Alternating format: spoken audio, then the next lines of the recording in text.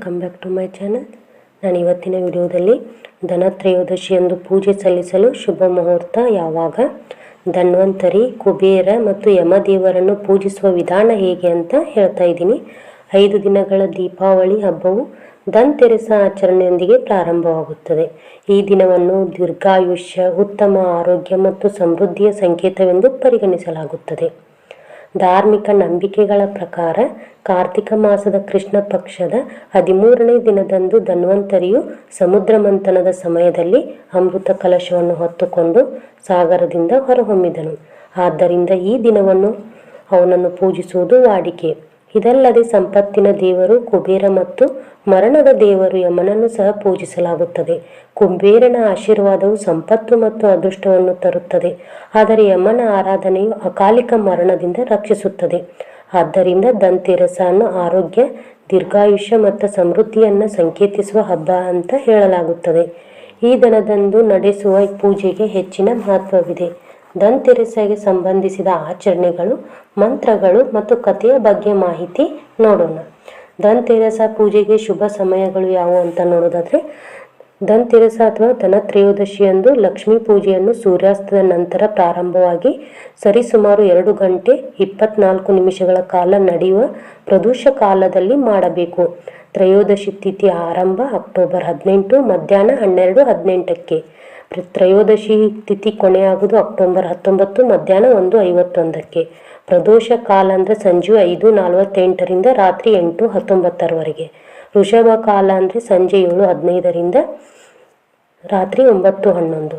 ಧನ್ತೆರಸ ಪೂಜೆಗೆ ಶುಭ ಸಮಯ ಸಂಜೆ 7:15ರಿಂದ ರಾತ್ರಿ 8:19. ಧನ್ವಂತರಿ ದೇವರನ್ನು ಪೂಜಿಸುವ ವಿಧಾನವೇನು ಅಂತ ನೋಡೋದಾದರೆ, ಧನ್ತೆರಸನಲ್ಲಿ ಪ್ರದೋಷ ಕಾಲದ ಸಮಯದಲ್ಲಿ ಧನ್ವಂತರಿಯ ವಿಗ್ರಹ ಅಥವಾ ಚಿತ್ರವನ್ನು ಸ್ಥಾಪಿಸಬೇಕು. ಈಶಾನ್ಯಕ್ಕೆ ಮುಖ ಮಾಡಿ ಕುಳಿತು ಉತ್ತಮ ಆರೋಗ್ಯಕ್ಕಾಗಿ ಪ್ರಾರ್ಥನೆ ಸಲ್ಲಿಸಬೇಕು. ಈ ಸಂದರ್ಭದಲ್ಲಿ ಗಣೇಶ, ಲಕ್ಷ್ಮೀ ದೇವತೆ ಮತ್ತು ಕುಬೇರ ದೇವರನ್ನು ಸಹ ಪೂಜಿಸಲಾಗುತ್ತದೆ. ದೀಪವನ್ನು ಬೆಳಗಿಸುವ ಮೊದಲು ಅದರ ಕೆಳಗೆ ಸ್ವಲ್ಪ ಉಬ್ಬಿದ ಅಕ್ಕಿ ಅಥವಾ ಅಕ್ಕಿ ಕಾಳುಗಳನ್ನು ಇರಿಸಬೇಕು.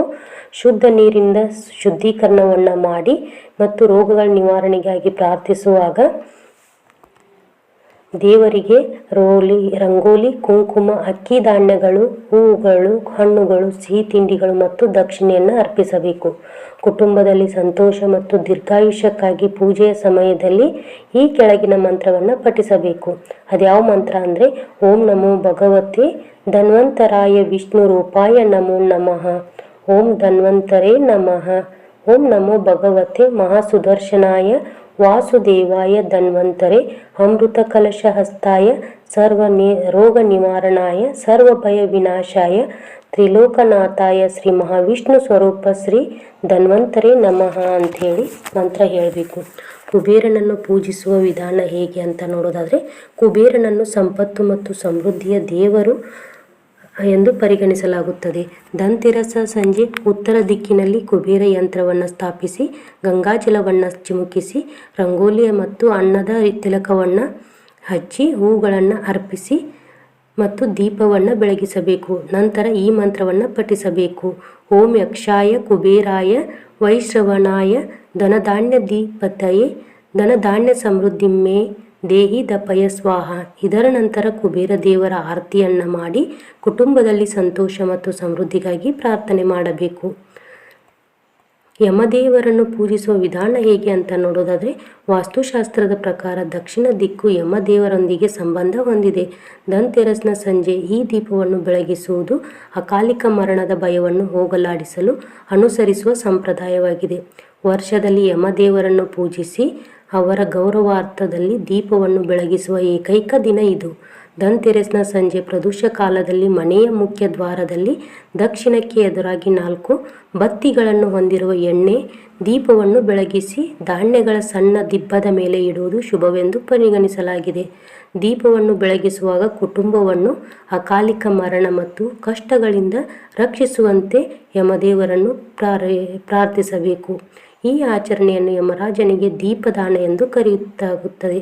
ಸಂಧ್ಯಾ ಸಮಯದಲ್ಲಿ ಮನೆಗೆ ಹೊರಗೆ ದೀಪವನ್ನು ಬೆಳಗಿಸಲಾಗುತ್ತದೆ. ದೀಪದಾನವು ಯಮನನ್ನು ಸಂತೋಷಪಡಿಸುತ್ತದೆ ಮತ್ತು ಅವನು ಕುಟುಂಬ ಸದಸ್ಯರನ್ನು ಯಾವುದೇ ಆಕಸ್ಮಿಕ ಸಾವಿನಿಂದ ರಕ್ಷಿಸುತ್ತಾನೆ ಎಂದು ಹೇಳಲಾಗುತ್ತದೆ. ನೋಡಿದ್ರಲ್ಲ, ಇವತ್ತು ಯಮದೇವರ ಹಾಗೆ ಧನ್ವಂತರಿ ಕುಬೇರ ದೇವರ ಪೂಜೆ ಹೇಗೆ ಮಾಡೋದು ಮಂತ್ರ ಸಹಿತವಾಗಿ ಹೇಳಿದ್ದೀನಿ. ನಿಮಗೆ ವಿಡಿಯೋ ಇಷ್ಟ ಆಗಿದ್ರೆ ಲೈಕ್ ಮಾಡಿ, ಶೇರ್ ಮಾಡಿ, ಹಾಗೆ ಕಮೆಂಟ್ ಮಾಡೋದನ್ನು ಮರಿಬೇಡಿ. ಮತ್ತೆ ಮುಂದಿನ ವಿಡಿಯೋದಲ್ಲಿ ಸಿಗ್ತೀನಿ. ಸರ್ವೇ ಜನ ಸುಖಿನೋ ಭವಂತು.